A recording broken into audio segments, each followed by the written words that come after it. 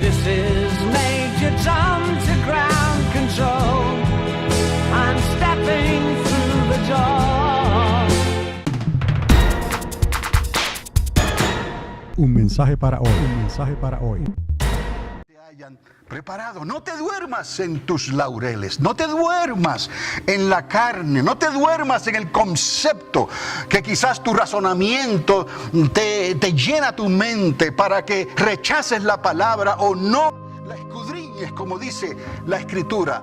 Escudriñarla diligentemente. Quiere decir que te va a costar, amado, amada, te va a costar sueño, te va a costar trabajo, te va a costar, aleluya, que te digan, pero ¿qué está pasando contigo? ¿Por qué tú insistes tanto, no, en que las cosas que Dios habla en su palabra ya van a acontecer, amados? Porque si Él lo dice que van a acontecer, van a acontecer. ¿Cuántos le alaban? Si todo se ha cumplido, ¿por qué? ¿Por qué no se va a cumplir lo restante? Entonces, dijo el Señor, ¿hasta cuándo? Después de estos 70 años. Y recuerde que lo que estamos viendo, no alguien dirá es una casualidad, ¿no? Lo que estamos viendo por video, que vimos, es una celebración de 70 años de Israel, desde su establecimiento en el 1948. Y Jehová respondió buenas palabras, palabras consoladoras al ángel que hablaba conmigo. Y me dijo el ángel que hablaba conmigo, clama diciendo, así ha dicho Jehová de los ejércitos, celé con gran celo a Jerusalén y a Sión. La canción hablaba específicamente de Sión, con T la ponen ellos, Sión, ¿no? Y estoy muy airado. Otra vez, Dios está enojado, airado contra las naciones que están reposadas, porque cuando yo estaba enojado un poco, ellos agravaron el mal. Israel es el nervio que cuando le dan a Israel, le duele a Dios. ¿Me estás entendiendo? El que toca a Israel, toca a la niña de sus ojos. ¿Me estás entendiendo? Entonces, por la gracia de Cristo, nosotros estamos curados de espanto, ¿no? Porque Cristo cobró y nos dio el paquete completo, ¿no? Estar en Cristo Jesús y podréis aguantar todo lo que venga. Pero Dios el Padre tiene planes para con Israel. La Israel que se está hablando en las noticias. Y hasta que esos planes no se cumplan, ¿no? Dios no dormirá. ¿Me está entendiendo? Ahora, por tanto, así ha dicho Jehová, yo me he vuelto a Jerusalén con misericordia. Oiga, en ella será edificada mi casa. ¿Dónde? En Jerusalén, dice Jehová de los ejércitos. Y la plomada, que es la medida del constructor, ¿no? Constructor. Y la plomada será tendida sobre Jerusalén. Está trazando la medida de la ciudad. Está trazando la medida del templo que se va a construir. Clama aún, dice el profeta, así dice Jehová de los ejércitos, aún rebosarán mis ciudades con la abundancia del bien, y aún consolará Jehová a Sión y escogerá todavía a Jerusalén. No, decía él, cantaba, Jerusalén, Jerusalén, ¿no? Es la ciudad que Dios escogió para hacer todas estas cosas. Y la iglesia no puede dormirse en sus laureles. Y el pueblo de Dios necesita reactivarse por el Espíritu Santo, por el poder del Espíritu Santo, para poder tomar del pasado histórico y del futuro apocalíptico y traerlo a un presente en tiempo real, aleluya, y ver, aleluya, lo que Dios está haciendo, lo que el Espíritu Santo está haciendo hoy. No lo que hizo nada más en el pasado, no lo que va a hacer en el futuro, sino lo que está haciendo y quiere hacer hoy, amado. To boldly go to where no man has gone before, to the new heavens and the new earth, the final frontier. Dios no quiere que nadie se pierda. Esa es la gran comisión. Pero Dios tampoco quiere que la gente se convierta de labios solamente. Dios no quiere que la gente se convierta de nombre solamente. Dios quiere que nazcan en espíritu y en verdad, que nazcan de nuevo, aleluya. Y por sus frutos serán conocidos, no por la elocuencia, no por la fama, no por el dinero, no por todas las cosas que el hombre pueda tener, aunque hayan sido dones que Dios le dio. Dios no te busca por esas cosas. Dios te busca porque te ha amado con amor eterno, porque te dio un nombre nuevo, porque así ha dicho el Señor. Clama a mí, le dice Dios al profeta, Aún rebosarán mis ciudades con la abundancia del bien, y aún consolará Jehová a Sión y escogerá todavía a Jerusalén. Ahora, vamos a entrar a manera breve, si puedo ahora, en esto. El tema de estos pasajes que acabamos de leer están llamando al pueblo de Dios en tiempos de apostasía. ¿Okay? Recuerden lo que les acabo de leer de esos historiadores de hoy.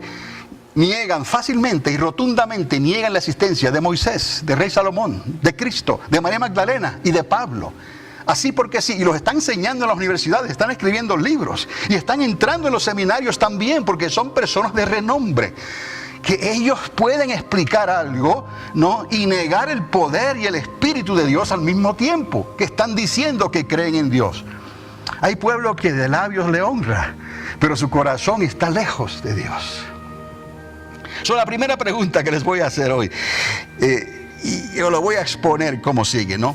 ¿Cómo vencer el desánimo cuando el creyente no tiene claro que Dios le ha llamado al ministerio? Oiga bien, por ejemplo, cuando el abuelo es predicador o el padre evangelista, esto no quiere decir que el hijo va a salir pastor, ¿no?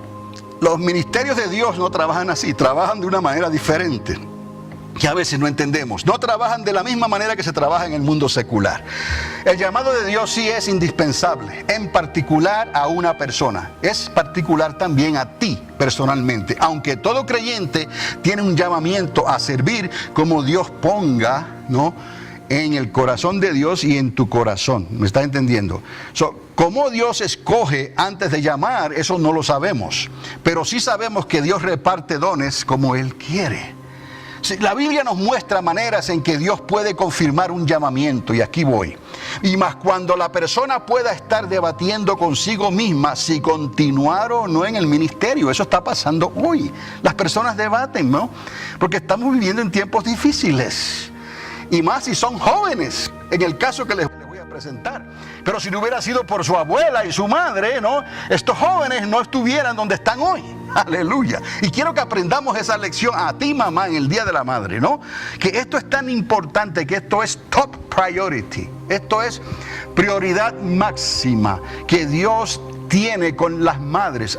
Que de alguna manera Dios llega a los hijos y a los nietos, ¿no?, hasta la tercera o la cuarta generación a través de ellas, porque ellas han sido fieles en lo que han creído y en su fe, y en nuestro caso en Cristo Jesús.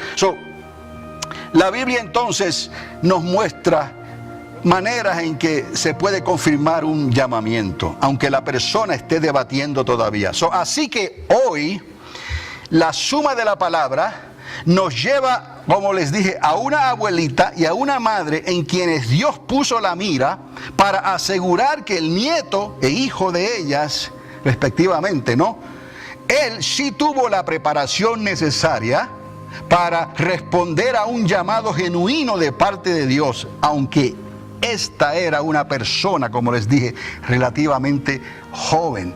Pero sí se puede, pero nosotros nos podemos adelantar, ¿no?, a los planes de Dios, pero Dios nunca se equivoca. Ya les diré más adelante de quién se trata este joven. Ahora, tal vez el apóstol que separó a este joven para el ministerio, tal vez él actuó prematuramente, ¿no? Tal vez impuso sus manos sobre él con ligereza.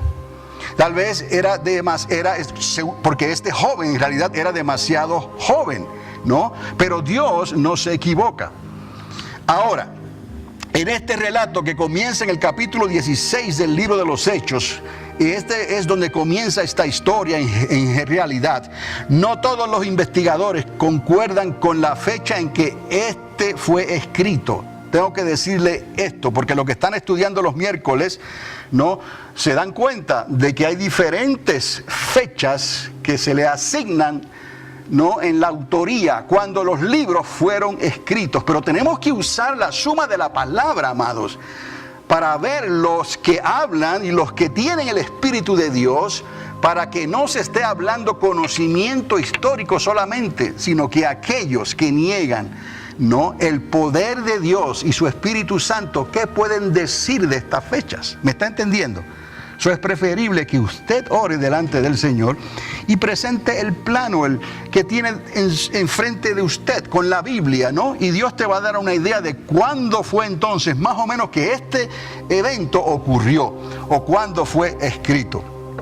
El relato que hablamos comienza en el capítulo 16 del libro de los Hechos, pero no todos los investigadores concuerdan con la fecha en que fue escrito. Les digo porque fue escrito por el mismo autor. Tanto Lucas escribe el Evangelio como Lucas escribe el libro de los Hechos. Ahora, por mi parte, yo creo que Lucas escribió sus 2 libros antes de la destrucción del templo judío. Oiga bien, antes de la destrucción del templo judío, que ocurrió en el año 70 después de Cristo. Y antes que el emperador Nerón ejecutara a los 2 pilares del cristianismo del primer siglo. ¿Quiénes fueron estos 2 pilares del cristianismo del primer siglo? Que fueron ejecutados por Nerón, ¿no? o bajo dirección o a causa de Nerón, ¿no? A Pedro y a Pablo. ¿Estamos entendiendo? Recuerden que la suma de la palabra es su verdad. No los historiadores que solo tienen conocimiento, pero niegan el poder de Dios por su Espíritu Santo, como les dije. Entonces, yo creo firmemente que Lucas hizo todo esto que él hizo antes de la destrucción del templo en el año 70. La Roma de entonces, con su cultura greco-romana, estaba en todo su apogeo y en la cima de su inmoralidad sexual. El imperio era el centro de los inventos del siglo y de los adelantos tecnológicos, se pudiera decir. Muy parecido a lo que nuestra nación está viendo hoy, Europa y nuestro mundo en el siglo XXI, ¿no? Muy parecido a lo que ocurrió en los días de Nimrod, cuando se le ocurrió edificar aquella torre gigantesca y edificó la ciudad de Nínive, que hasta los días de hoy se habla de esa ciudad todavía, ¿no? Hay tiempos, ¿no? Past 100,000 miles, I'm feeling very scared, and I think my spaceship knows which way to go. Tell my wife I love her very much, she knows. To boldly go to where no man has gone before, to the new heavens and the new earth, the final frontier.